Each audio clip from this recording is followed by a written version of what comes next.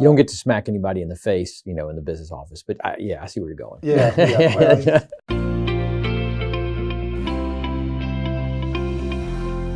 all right. Well, hello, everybody. This is Rich Wheeler and Dwayne Wiggins again, coming at you live from the ATA. Actually, I guess we're technically not live if it's a podcast, but it's live right now. And That's right. Depending upon when you're listening to it, it may or may not be live. Probably not. Probably not going to be live, but you get the point. It's close to live. That's right. So this is our second podcast, and our first one we did. Oh, you know what?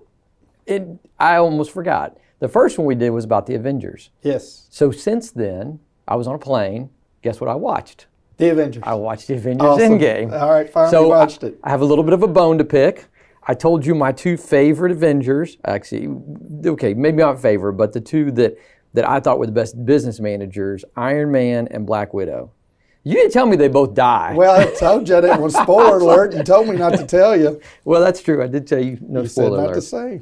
I was literally shocked by the end of the movie. I was like, I cannot believe the two that I said both died. Yeah. I have a theory on that, though. Uh-oh. I have a theory because, and my theory's fuzzy, but Gamora came forward to the present, right? But then Yep. she disappeared because at the end of the movie, he was searching for her. That's right. So my theory as to whether or not Black Widow can come back is a little fuzzy because the Soul Stone might have said, no, she doesn't get to come back. Now, Iron Man, though, I think he can come back. I think he's done. I think they could go get Iron Man back from like, right before the whole thing started and then bring him back to the into the future. Yeah, he's going to miss a few years. He's not going to understand what's going on, but Yeah. I think he can come back. Yeah, that whole time thing, you get caught in that loop. There's endless possibilities. So I'm just going to say he's done. You're saying he's done. I'm just Okay. saying he's All done. right. Okay. Well, at any rate, it was, I was a little disappointed, but I'm glad I went and watched it. It gave me a little bit more perspective. So the Avengers wasn't actually what we were going to talk about today. Actually, what I was thinking about as we're approaching football season and baseball playoffs and all the other stuff, we relate the car business to sports a lot, especially in sales meetings and even in the business office. And so it started making me think, what sport do you think parallels the car business in general, but even more specifically the business office the best? I don't know. I think they all have their aspects. I think baseball, obviously team sport. Mm. It's a long season. It's a grind. It's 182 games. It is a grind. So, the Yeah. car business is a grind sometimes. Yeah, that's a good point. I didn't even throw that in there. But, and the stars get paid a lot more money than the regular Joes out there. So your top producers in the car business make a lot more money. I think that's true of every sport. Yeah. And then I think of football. Football's the ultimate team game, right? Mm-hmm. Kind of the same, follows the same along the lines of baseball, team game, but then the top producers get paid more because they have, bigger abilities, better abilities. It's hard to get in those positions. You don't get to smack anybody in the face, in the business office. But I see where you're going. Yeah. Well, it depends on how good you are. Sometimes you might want to. Depends how good you are. And then you got basketball, right? Right. Team game, but you got to get your individual stats because you're paid on individual stats, so you get to shine more as an individual. So that makes me wonder if it's more kind of like a swimming meet where your overall team is graded, but you have an individual event that you have to perform in, and you are graded mostly based on your individual event. Like, in other words, the front end might drop the ball and they may lose $300 on a deal. But then it comes back to your office and you may knock it out of the park. And so it's kind of like swimming, whereas, hey, maybe the whole team, we lost the meet, but my individual heat, I won.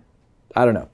I had a little bit of that in there. And it's kind of the same with track and field or anything. Well, I was thinking track and field, maybe same a relay deal with track race. and field. Okay, The 4x100. race. Yeah. Right? Because each person has to perform at their highest level. Actually, it's funny you say that. For the team to win. When I was at the Ethical F&I Managers Conference back in the spring, I think it was the CEO of Line 5. I think she was the one that brought up relay races, and she compared the car business to relay races. And so her point was the last leg of the race is actually the accounting office. And if you think about it, it's true. We can mess up that baton. We can drop that baton long before it ever gets to the accounting office. I think it was her. So here's what I thought. When I circled around a lot of different sports, and I came back to baseball.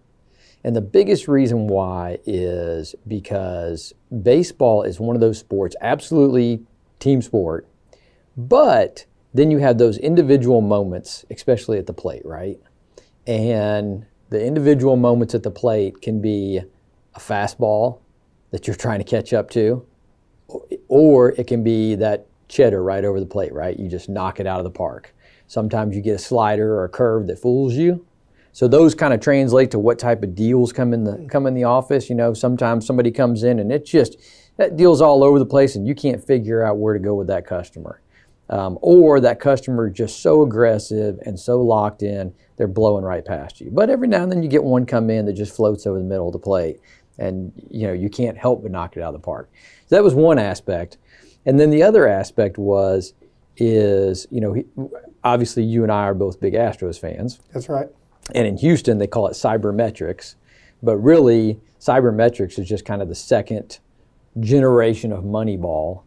You remember Moneyball started back with Oakland Athletics. That was a good movie. That's a great movie. If you are in the car business and you have not watched Moneyball, whether you like baseball or not, whether you like sports or not, you've got to go watch Moneyball. Because I really honestly think that mentality translates really well to the car business. Because we keep up with everything, right? I mean, we track every stat, and the better you are, the more stats you track. You know which salespeople have problem with OSF deals. You know which salespeople have problems with VSE penetrations. You know your own individual numbers and metrics up and down. Literally anything that can be broken into a metrics, we track it. And that's a lot like cybermetrics or Moneyball. And it's proven to work in baseball. And we should be doing it in the car business. A lot of us do, not everybody does. There are some stores out there that really don't track that, though, Rich. I was in some stores the other day, and they were looking at those exact numbers. They were looking at their salespeople, and instead of talking about finance penetration from when it gets to F&I, they looked at salespeople's finance penetration to see what levels they were hitting, and then looked at their salesperson's product per deal. And what they discovered was that some of their top producers that sold the most units had the lowest finance penetrations and the lowest products per deal. Interesting. So they've set out on a program to what they did is they adopted salespeople with the F&I team. So, for example, this store has 6 F&I managers. And so they divided up their team equally, and so they each adopted like 4 salespeople.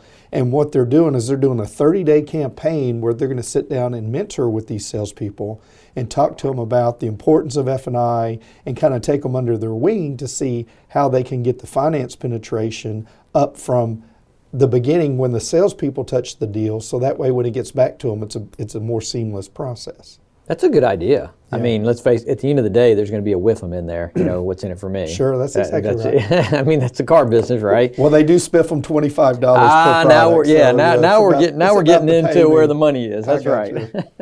See, it always comes back to the money. Yeah, it does. Hey, and I was thinking about your analogy just now, and something that just popped in my mind when you were talking about baseball and talking about specifically how the batter. So the batter's like the F&I. He's in a batter's box. Yeah, that's it. Okay, yeah. They're both in a box, They're right? both in a You box. got the batter in the batter's box, the F&I's in the box. Yeah. So I think that's a good analogy, because the reality is you don't know what type of customer that's going to happen, right? You don't know if it's the fastball coming in. You don't know if it's the curveball. You don't know if it's the changeup.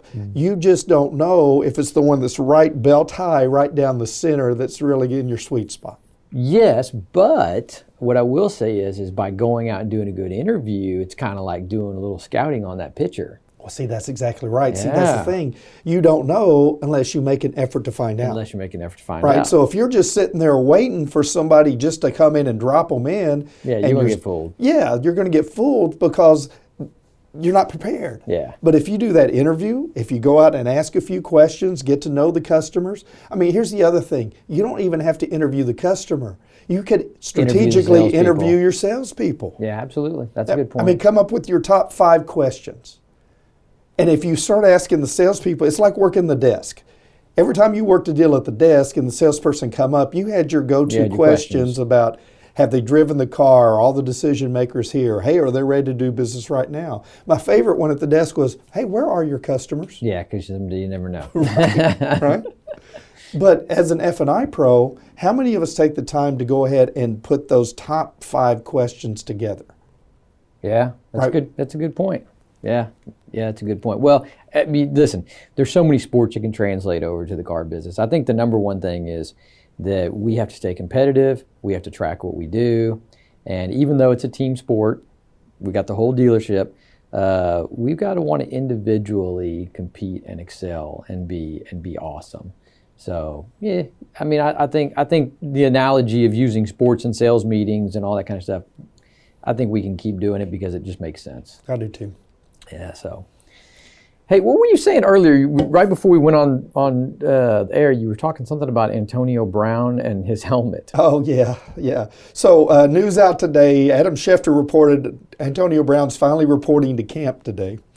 But, he's been held out. He hasn't been in Raiders camp. He had the big trade from Pittsburgh, and he forced that, and then he went to Oakland. But the big thing is he's been holding out for 2 reasons. A, he hadn't been in camp because he had feet damage. Went to one of those cryogenic, therapy sessions to where they freeze your body a little bit. It's supposed to help with your muscles. That does not sound therapeutic I at know, all. It doesn't sound good to me. Doesn't sound even close to therapeutic. But a lot of athletes are doing that, but evidently he did the proper footwear, and so he has frostbite on his feet. But the biggest reason he hasn't gone with to the team yet is what, according to reports, is that because they won't let him use the same helmet that he's used over the past 10 years. See, the NFL has this rule that says if your helmet isn't deemed to be safe, you can't wear it in practice and you can't wear it in the games. You're in violation, and so therefore you are breach of contract, so you don't get paid. Can he get the exact same helmet in like a new helmet, but it's the same style, or No. like they don't let that style anymore? Evidently, the style or the brand or whatever it is, the particular helmet he has is more than 10 years old, and with it being more than 10 years old, it's the safety equipment isn't up to date in it, or all the mechanisms. So what happens is he's going to have to get to a new helmet. In fact, Tom Brady has to do the same thing this year. Yeah, but I bet Tom Brady's not holding out over it. No, he's not. Yeah. In fact, he likes the way his brain works. But he's publicly said that it's an adjustment for him, and Sure. it's tough. But here's a multiple Super Bowl champion making the change. Right. So, but Antonio Brown is finally got arbitration happened. Arbitration ruled, and they finally ruled on the side of the NFL. And that came down, I think, yesterday. So they say he's reporting to camp today.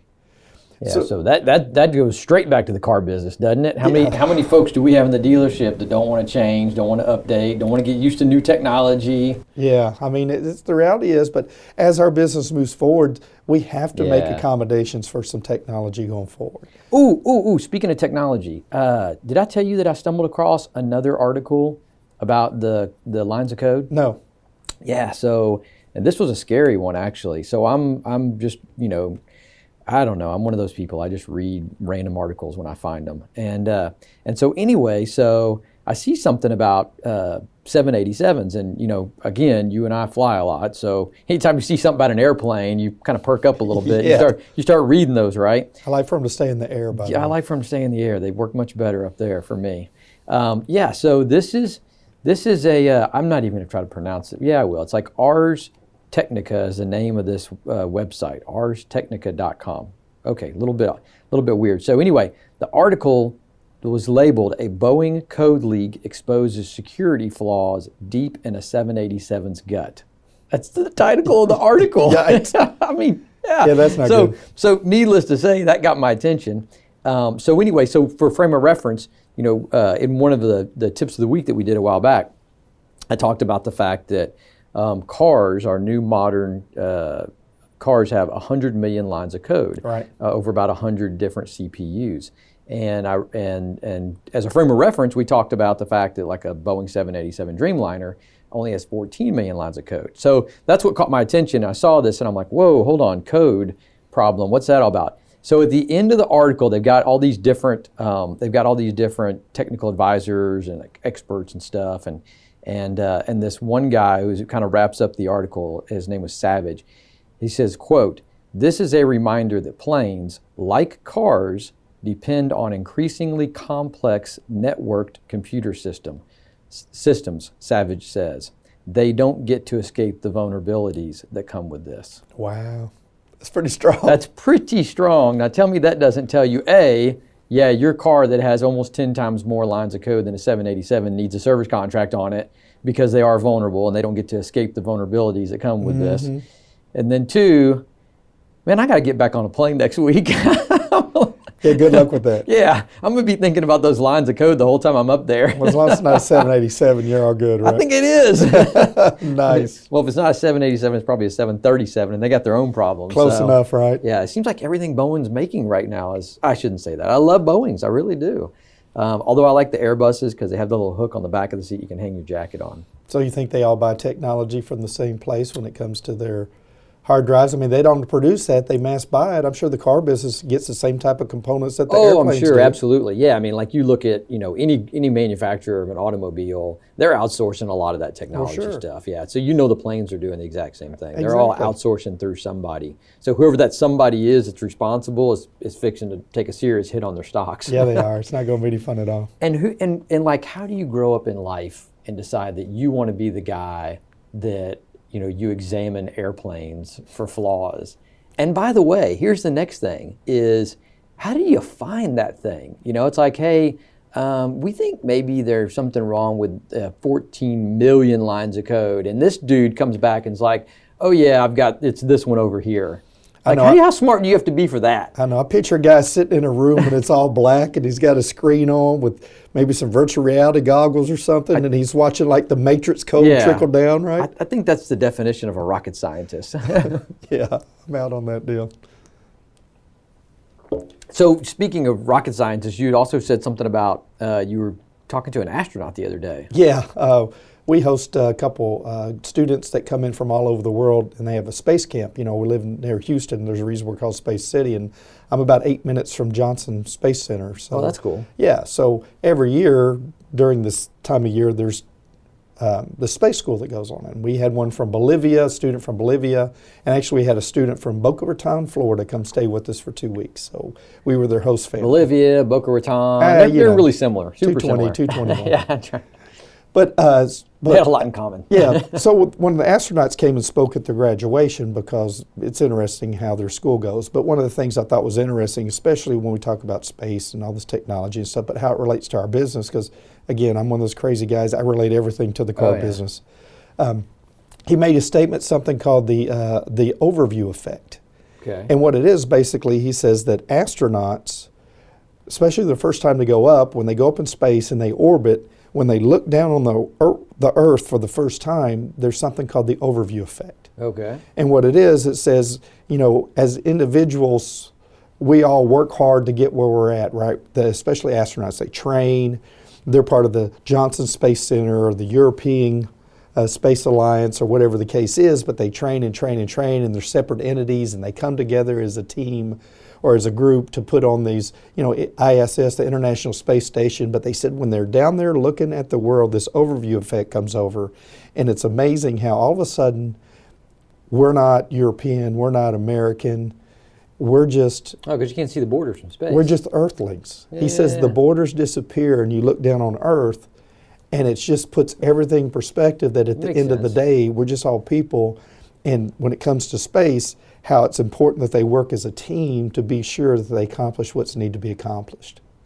So kind of like a car dealership. Kind of like a car dealership. Quit dividing it up into sales departments and finance departments and service departments. Instead, it's just one team working together. If we can make the borders disappear within the dealership, because each one of us likes to hold on tight to our little piece of the rock, right? Absolutely. I'm the salesperson. Those are my customers. Yeah. I'm the sales manager. I'm the F&I. But if we could just take it and remove those borders and just be interactive with each other. Now, granted, we all have our duties that we have to complete. Don't misunderstand the message. But, well, if we could take that same effect that the astronauts do and take an overview effect on a dealership, how powerful would that be? Yeah, get rid of the borders. Yeah. I like it. All right, well, I think we'll wrap it up with that. I think that's a great message to wrap up with. If you've got a sport that you think the car business best relates to, put it in the comments below. We'd be curious to see what you think, or why you think one of the sports we mentioned And I'll do a tip here before too long on this other 787 lines of code article, and we'll shoot that one out to you. But other than that, man, we've enjoyed spending some time with you today, and look forward to the next podcast. Reach out to us if you see something you like, don't like, or want to hear something else down the road. And so from the Automotive Training Academy, this is Rich Wheeler and Dwayne Wiggins. Have a great week. Peace out.